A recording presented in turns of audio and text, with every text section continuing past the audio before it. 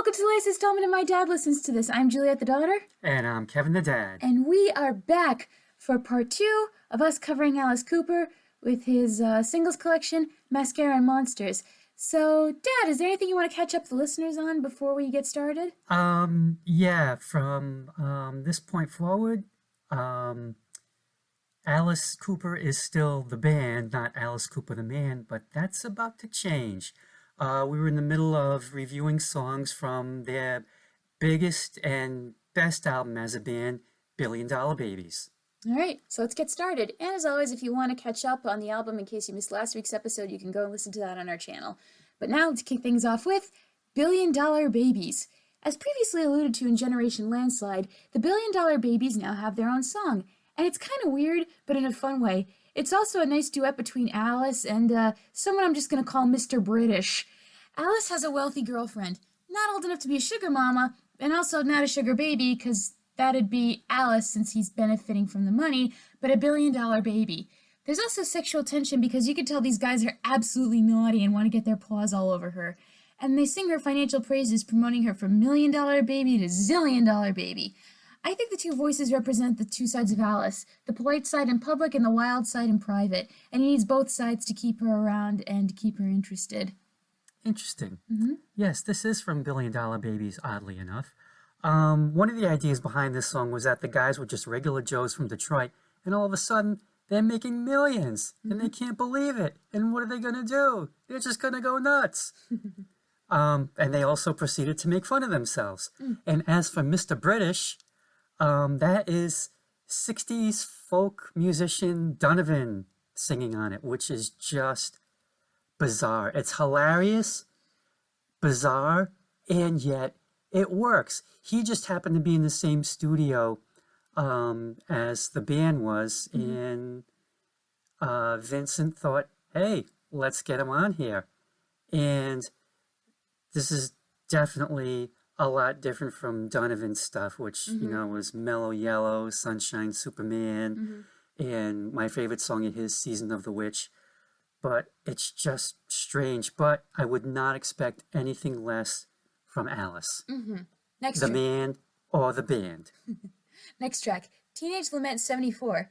You weren't a teenager in 74, but Mom was, so you can ask her if this is relatable.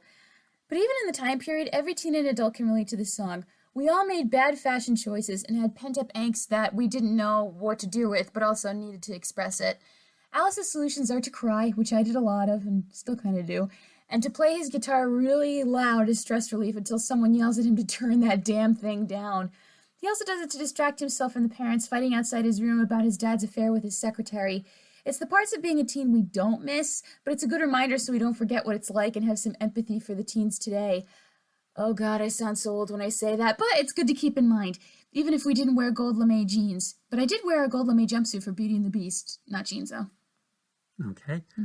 This is from Muscle of Love, and well, at least we know what year the song came out. Now, Alice made a crack that in 1974, it was hard being a teenager. You had to figure out whether you should cut your hair like David Bowie or Alice Cooper. But listening to this song, it finally hit me how Bowie-esque it is. I could imagine this song being on one of Bowie's glam era albums, especially with the references to gold lame jeans and the rooster-style haircut. I could see And that. I think the background vocals presage Bowie's Young Americans album. And it's also kind of a pretty mellow song for the band. And I wouldn't be surprised if Bowie himself heard this song and kind of got influenced by it.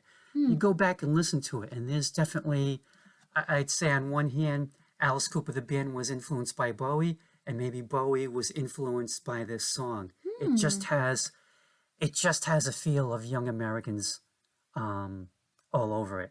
Very And interesting. really good song. And it really, just reading that crack that Alice made, it really made me appreciate the song a lot more. Yeah, okay. Next track, Muscle of Love. I think this might be the first time where I could easily hear the time signature that a rock song was in because the guitar plays the notes in time with the beat 1, 2, 3, 4, 1, 2, 3, 4, which must mean it's a little easier for rock musicians to play since it's the same notes over and over. But there's also a bit more pressure since those chords are the meat and potatoes of the song and you want to make sure you get them right. I think this song could be grouped in with I Can't Explain in terms of songs about teen attraction, only Alice is more articulate and specific about what his feelings are. You can tell his heart is pumping along with some other things, but in my opinion, the story wasn't compelling. What makes it fun is the song structure, which I don't ordinarily get to talk about with rock, but when it's there, I appreciate it. You know why the majority of rock songs are in 4/4 time? Because it's easy to count. Because that's as high as the drummer can count. Yeah. Trust me. Trust me on that one. Oh, yeah. Okay, from Muscle of Love, and okay, get your mind out of the gutter. Alice's muscle of love, it's his heart. That's what he tells us, and it's also what he's trying to convince himself. Okay, now put your mind back in the gutter, because, yeah, it's also what you're thinking, especially with the lines, lock the door in the bathroom now, I just can't get caught in here. Muscle of Love, meet Mr. Hand. Have fun, you two. And it's an okay song. I mean, it doesn't really move me, but it's not bad. Next track, Only Women Bleed. This song reminded me a lot of Isn't It a Pity? And not just because both songs are in the same key. Both are songs I can't say I enjoy, but that I like a lot. This song is what Harrison sings about when he says, isn't it a pity how we break each other's hearts and cause each other pain? This track in particular also feels like a sermon, and it's where you can really tell that Alice is a preacher's son. This time, he's preaching about domestic abuse and the effect it has on a relationship from the woman's perspective, and I guarantee you there are men out there who could identify with this as well. What also makes this song sad isn't just the abuse, it's the abuse coupled with neglect. Songs about either topic would be heartbreaking, but about both it's a gut punch, a beautifully written gut punch. This makes me think that Alice knew someone who was a victim and wanted to tell her story, and if she's out there, I hope she's in a better place now. Okay, this is from Welcome to My Nightmare. Welcome to Solo Alice. Gotcha. And, well, what happened was this was just supposed to be a side project, and then, he'd get back together with the band. But it didn't turn out that way because it just was an insanely popular album, and he realized, yeah, I think I'll just do my own thing. And, oh, by the way, I'm going to legally change my name to Alice Cooper. Yay me. But like I said in part 1, he said it was the best career decision that he ever made. Now, the thing about this song is, as you said, it's about a woman in an abusive marriage, but a lot of people thought it was about that time of the month. Yeah, it's from the title alone. I'm totally serious. So the thing was, a lot of radio stations wouldn't play the song because of what they thought was the subject matter. Oh, jeez. Yeah. I'm writing a script about this, so I'm like, the stigma of periods and when we can and can't talk about it are just mind-boggling to me. But the thing is, I remember as a kid hearing this song on the radio a lot. And the thing is, the album version clocks in at almost 6 minutes, and it has more orchestration breaks. But I've always heard this version, the single version, and I think they did a pretty good job with the editing. It seems like a complete song. And to me, even as a kid, I thought, man, this is just one of the saddest songs ever. And Tina Turner, who lived this song, covered it. And I found it on YouTube because in Alice's liner notes, he said that he had mentioned Tina covering the song, and he thought that was just too cool. And I thought, okay, it's got to be out there. Let me find it. And she sings Only We Women Bleed. And she does a decent cover. And you think it would be better coming from a woman's point of view, but Alice, he has some sort of empathy or just some sort of a connection to the situation. And I like the original a lot better. I mean, not to diss Tina, she does a really good job. Maybe I have to go back and listen to it a few more times, but... Maybe, yeah. Next track, Department of Youth. Sounds like one of the human resources departments on Big Mouth right before you get to the hormone monsters. This song would be relatable to every generation if it wasn't for the dated references. I mean, I have no idea who Billy Sunday and Damon Runyon are. Billy Sunday was a preacher. And Damon Runyon, I'm surprised you don't know. I mean, that's what the musical Guys and Dolls is based off his writings. Runyonland! Yeah, Damon Runyon. Oh, okay. Wow. Yeah. All right. I'm a bad theater major. Wow. But what makes it charming is how Alice added... I'm so embarrassed, and me not being the theater guy knew that. What makes it charming is how Alice added the chorus of children to cheer and sneer. Like, there's this kid who's really growling at the establishment at one point, and I want to say to them, congrats, kid, you understood the assignment. It's nice to know that Alice is great with kids, and he seems to really like working with them, until they say they got their power from Donny Osmond, which, oof. I don't know if he and Donnie are friends. I'm just sad they didn't tell him because Alice gave them a platform to scream and shout, but I know it's intentional. Fun song about how the new generation is here to stay, though. They're always here to stay. Mm-hmm. Get out of the way, older generation. Oh, wait, that's me. Yeah, that's you now. And then Gen Z moved into the neighborhood. I'll help as best I can. Now, what generation are you? Gen Z. Gen Z. Yeah, the start of that is 1997. Oh, you just made the cut. Mm-hmm. See, I've always had a problem. I mean, I know part of the baby boomer generation being born in 63, like at the tail end. But I've never felt like that. Yeah. I've never felt like, what was the coming generation? Was that Gen X? Maybe. Maybe. I don't know. I've always felt like in limbo between those two because there was a lot of like baby boomer stuff that I was supposed to be doing that I never did, or that I was supposed to relate to that I never could. Well, imagine how I feel as a 99 baby where I'm born just in the intersection between the millennials and the Gen Z.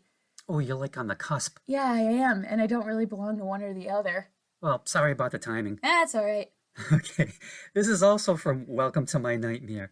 And I could kind of look at this sort of like as a School's Out sequel, I guess. I don't think it's, as anthemic, but, it's the kids taking over. Mm-hmm. They're not, burning down the school or anything, but like you said, it's like, hey, we're here. Mm-hmm. We're here to stay. You don't like it? Too bad. Get the hell out. Mm-hmm. And these kids, I tell you.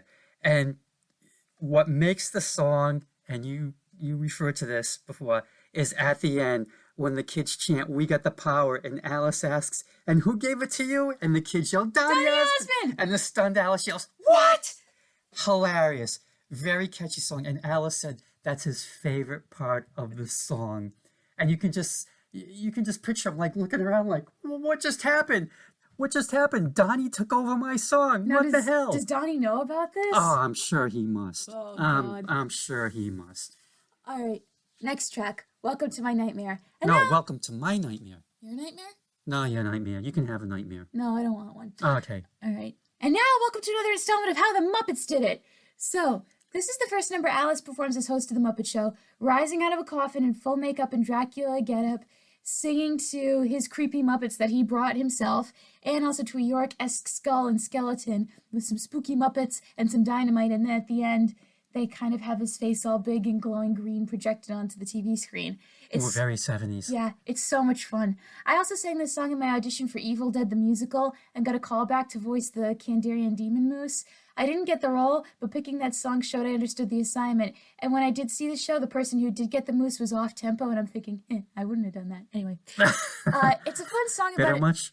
No, actually, I'm not anymore, because, I'm at peace with what happened over there. Anyway, it's a fun song about embracing the darkness in you and just having fun with it, which can be healthy to a point. It's even more fun to sing if you look innocent and just keep your eyes wide and move slowly up until you start making stabbing motions, which is what I did in my audition. Classic that also made me realize I want to see Alice collab with Aurelio Voltaire. That'd be fun. Team up with who? Aurelio Voltaire. He was the one who wrote all the songs for The Grim Adventures of Billy and Mandy. He wrote Land of the Dead. He wrote the Evil Brain song. He wrote The Night. He wrote When You're Evil. Like, have you seen them? You watch those Daria Cohen videos with the vampires? Oh, yeah. All of those are based around his songs. Almost all of them are, except for 2 videos. Okay. Now, Doi, 3. This is from Welcome to My Nightmare. Not to be confused with the sequel, Welcome to My Nightmare, with the number 2 instead of the word T-O. Really? Yeah, he made a sequel, and it was kind of like, hey, let's bring back Bob Ezrin, and da-da-da, and so on and so forth. And the cover for the sequel is him bursting out of the triangle that's depicted on the original album cover, which is just a painting of Alice, and he's got his top hat off. Mm-hmm. And he doesn't have the eye makeup, though, but in the sequel, he does. So yeah, welcome to My Nightmare. Thanks, great to be here. This is the single edit, and it's pretty obvious on the fade out because he's still singing, and you're thinking, well, I'm missing something. The album cut is a little over 5 minutes long. I can't listen to the 5-minute album cut. That's okay. And to me, this song is meh, because I think on this song, the band is really missed. And I think if the band was here, this song would sound completely different, because I don't think they ever would have done a song like, Only Women Bleed. maybe Department of Youth, but Only Women Bleed is definitely more like a ballad. It's definitely slowed down. And, you know, with a front man like Alice and with that song title, you'd expect something scary. And for me, it just doesn't happen. And I'm going to say this. To me, it sounds like Broadway's idea of rock and roll, No. if that makes sense. No. Well, and what I mean by that is like, you know, I listened to West Side Story and it was like, yeah, we're going to get the young kids into the theater with this hip stuff. And it's like, no, that's really not what the kids were listening to at that time. I think you could say nowadays Broadway's idea of rock and roll is like the rock musicals of Tim Rice and Andrew Lloyd Webber and also the stuff of Jonathan Larson. Yeah, but it's tough to explain. Like, I hear that, and to me, it just doesn't seem rock enough or rock and roll enough. I wish I could explain it better. I mean, it definitely has that 70s bombast to it, which, you know, definitely makes sense. And that's maybe where Andrew Lloyd and Tim Rice are still stuck in that era of greatness since they did team up for JC Superstar. Yeah, and for Evita. Yeah, things like that. So that's where I'm coming from when I say that. To me, it's like Broadway's version of rock and roll. Interesting. And it's very, I mean, it definitely makes sense that on the album cover, Alice is in the top coat and obviously the tails that you don't see and the top hat, because it's like, hey, we're putting on a show. And maybe at the time or maybe even now, someone could actually turn that album into some sort of Broadway show, maybe combining both the original and the sequel as just one show. I could see him doing it, because seeing him in concert, it's like you're getting a show. I'd be down for an Alice Cooper jukebox musical, absolutely. It could definitely happen. Yeah. Next track, I Never Cry. To any men listening to this who haven't been told otherwise, I'll say it now. It's okay if you cry. We won't think you're weak. Alice can't cry because he has a heart of stone and is scared of being vulnerable, which is interesting because it sounds like this is the first time he's fallen in love, and normally people are scared to be open and vulnerable again after a previous relationship that ended poorly, which is something I relate to.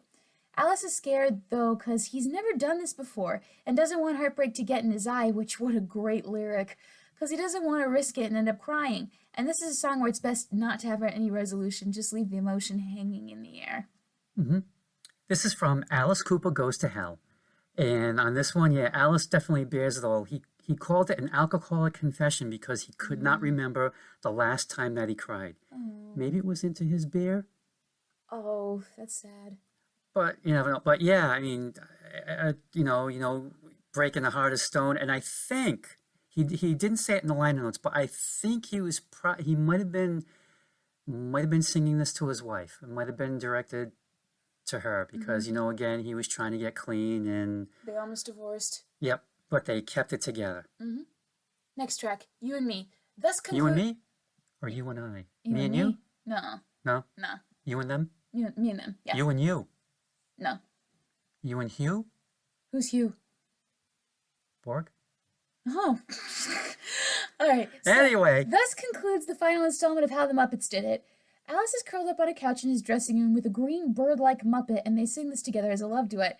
The Muppet is pretty, but also kind of creepy. Perfect for Alice.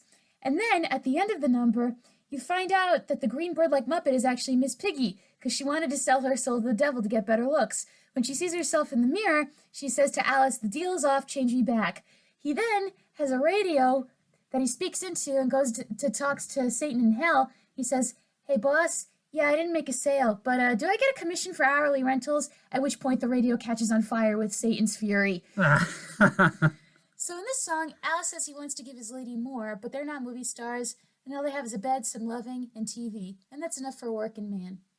As long as they have each other, and they can be together at the end of the day, he's perfectly happy.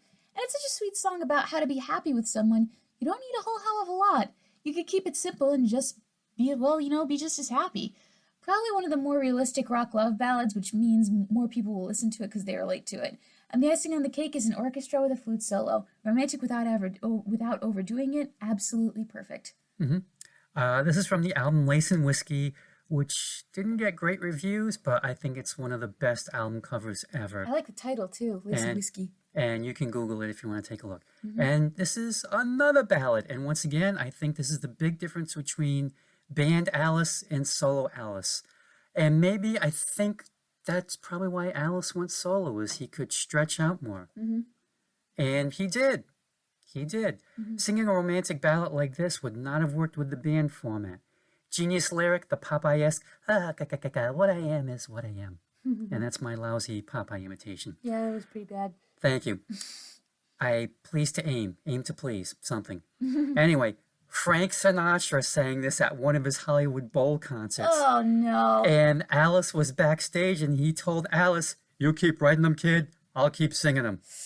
Which, did that make Alice want to stop? He thought it was the coolest thing. Oh, cool. Like, wow, Frank sang one of my songs. But was it good, though?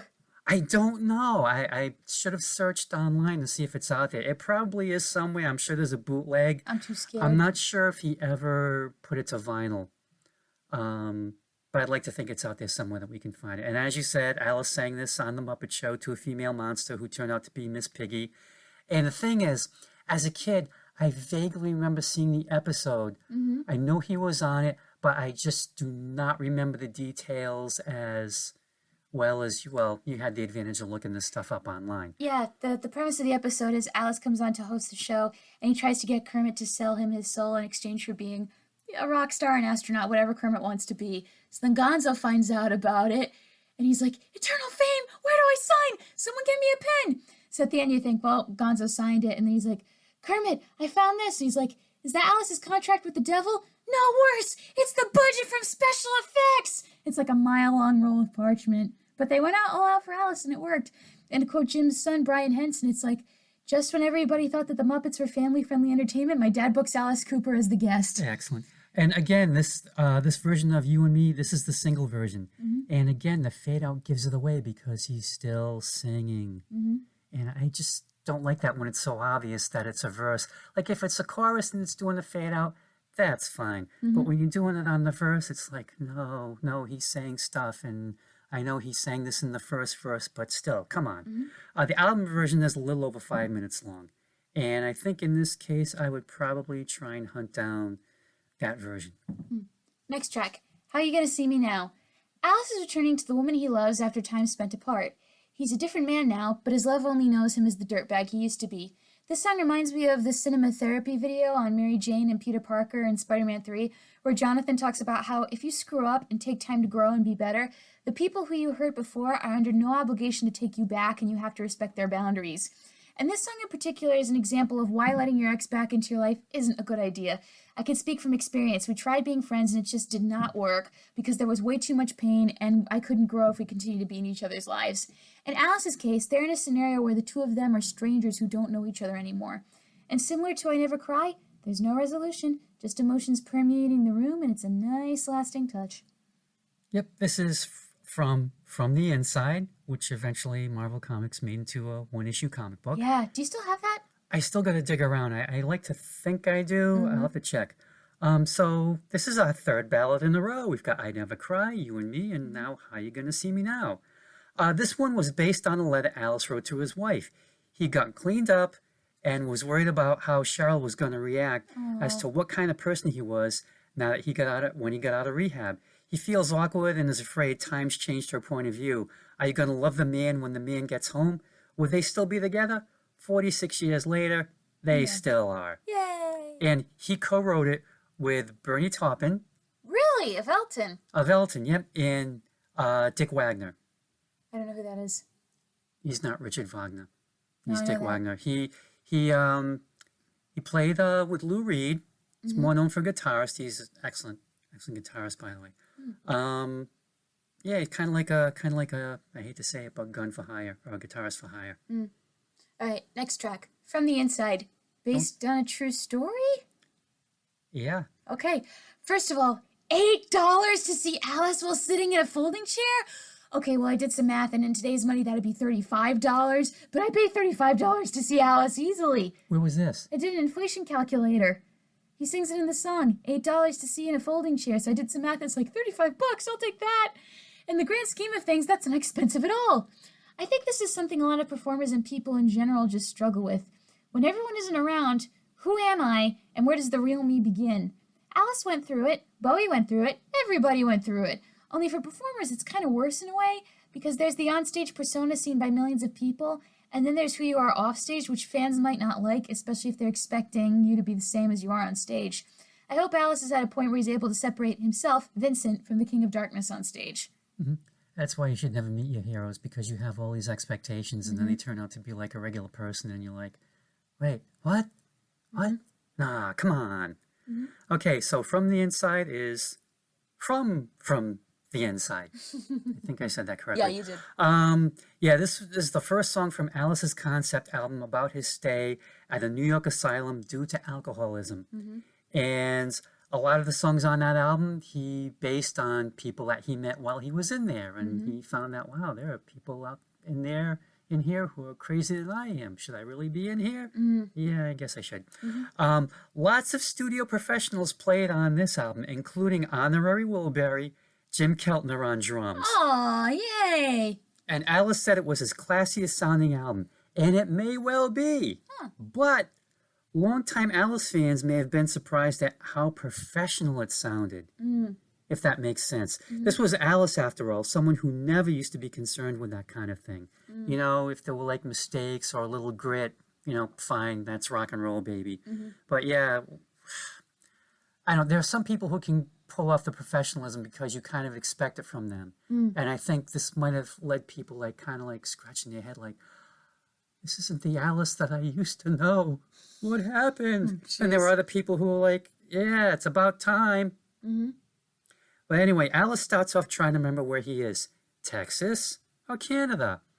He's been working on the stage, and at first it was some drinks, some laughs, toasting Jim Morrison's ghost, and then, as all things happen in the rock and roll life, it got out of control. Yeah. And he's on the losing end. Now he's on the inside looking out, just another case.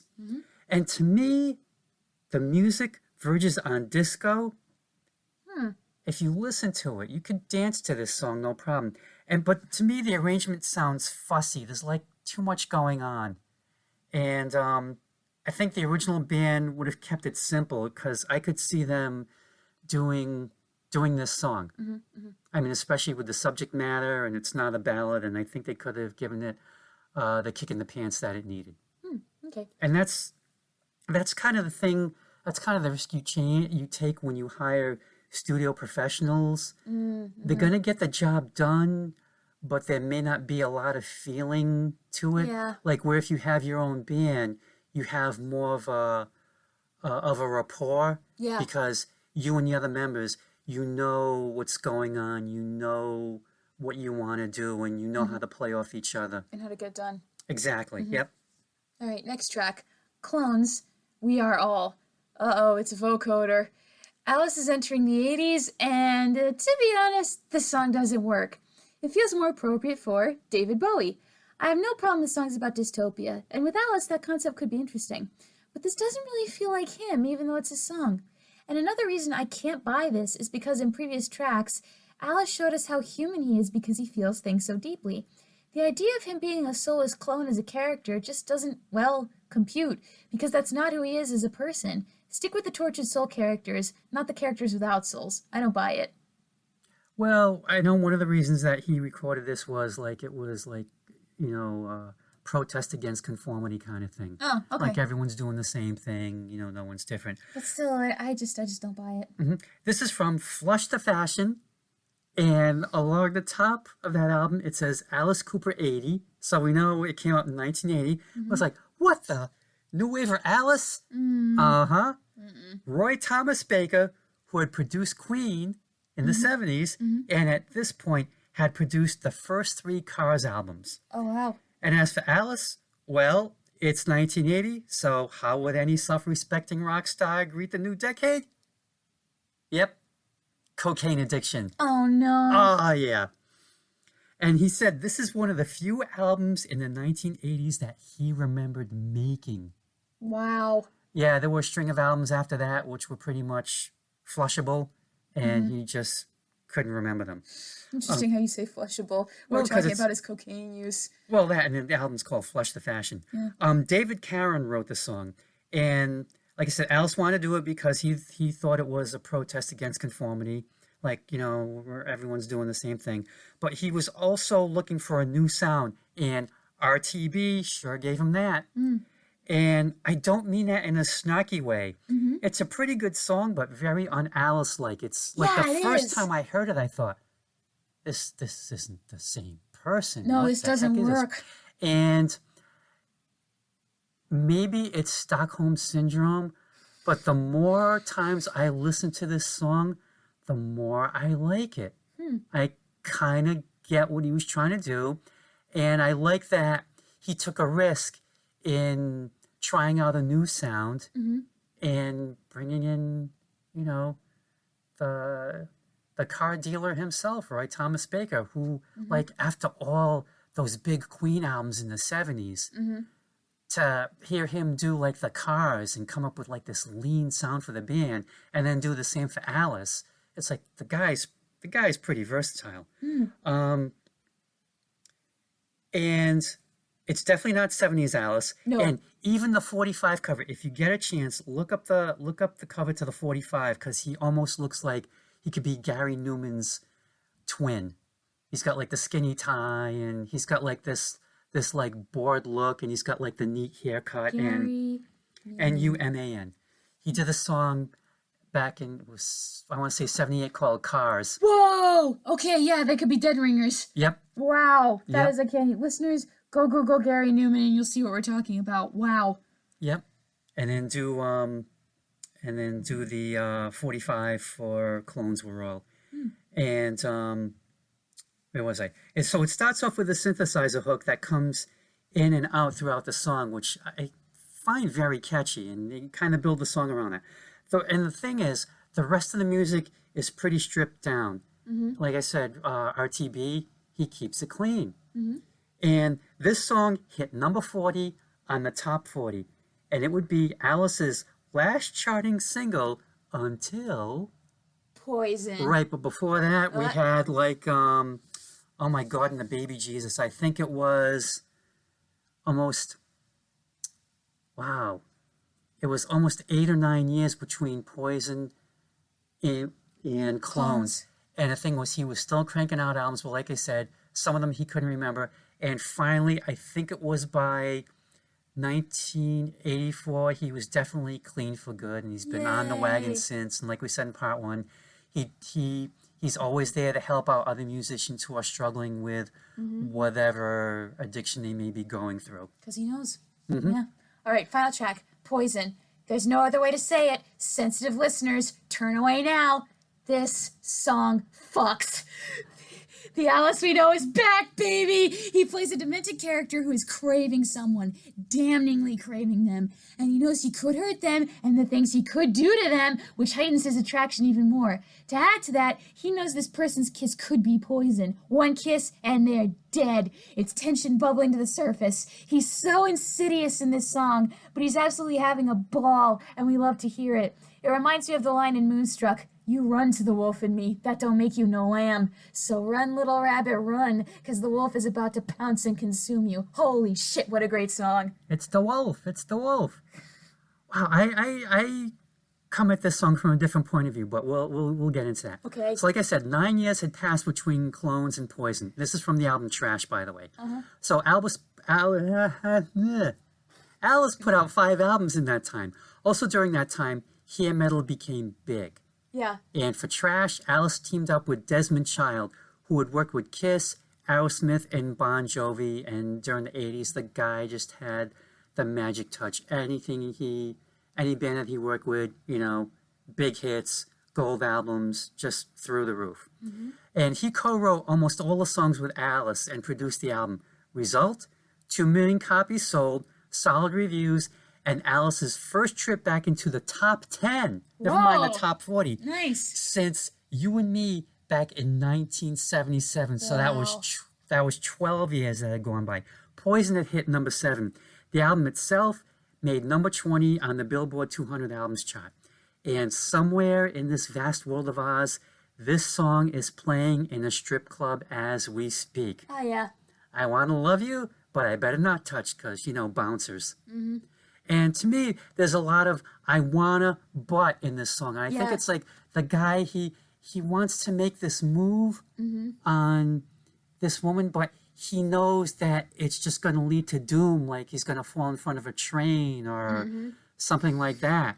And like he knows that she's so bad for him, and he knows it. He knows it, but he's helpless. He's like under her spell. As the Buzzcocks once sang, ever fall in love with someone you shouldn't have fallen in love with? Well, in this case, it seems more like lust, but I think it's the same result. It's like, I want to, but I can't because I know this is going to be like, like some Shakespeare tragedy, like I'm going to get Romeo'd or something, and that's it. And it's just a great song, great comeback, just brought him a new legion of fans. And the guy just still keeps on keeping on, and good for him. I would definitely go see him again. All right, so overall, Alice surprised me. I'm familiar with his Prince of Darkness persona, his stage work, his TV appearances, and how he's allegedly one of the nicest guys in the business. But I wasn't prepared for his work to be so sobering and contemplative. I was just basically looking for goth or emo rock, but I got something more nuanced, and I don't entirely hate it. Some songs resonated, some didn't, but that's just due to personal life experience. But if you're thinking of listening to more of Alice Cooper or want to get into his stuff, this album is a great place to start and build from. Also, watch his episode of The Muppet Show and his performance as Herod on Jesus Christ Superstar for NBC, which was easily the highlight of the whole show and is a scene stealer. A great performer for all ages. And me, I don't like musicals. I'm not a musical guy, but I have watched that scene on YouTube, and the guy just owned that show. You can't find it on YouTube anymore, but you can find it on Vimeo, so click on that link. Okay. And this is pretty much all the Alice I'll ever need, and maybe you too. At the least, you need the song School's Out. I don't care how old you are, that song will get to you. That played at trivia a couple of days ago. Really? Yeah. Huh. Yeah, it was fun. This is one of those albums where at first listen, I didn't care much for it, but it was like the more I listened to it over the years, the more I've grown to like it and to appreciate the man and the band. And it's just a great album to start off with. And then after that, I guess I'd recommend $1 Billion Babies because they say that's the greatest one. So, give it a shot. All right, as always, thank you for listening to the latest installment of My Dad Listens to This. We hope you like our new 2-part format. We're probably going to do it with some of the longer albums on this show. That way we can keep you interested and engaged. Hopefully. Like, comment, subscribe, and all that jazz. If you follow me on social media, I post the episodes there. If you are friends with my father, email him what episode you want to listen to, and he will send it right to your inbox. As always, thank you for listening to the latest installment of My Dad Listens to This. We'll be back next time with another album to nitpick and gripe about. Dad, anything you want to say to our lovely listeners before we sign off? Don't be a poop. Listen to the coop. Have a good night.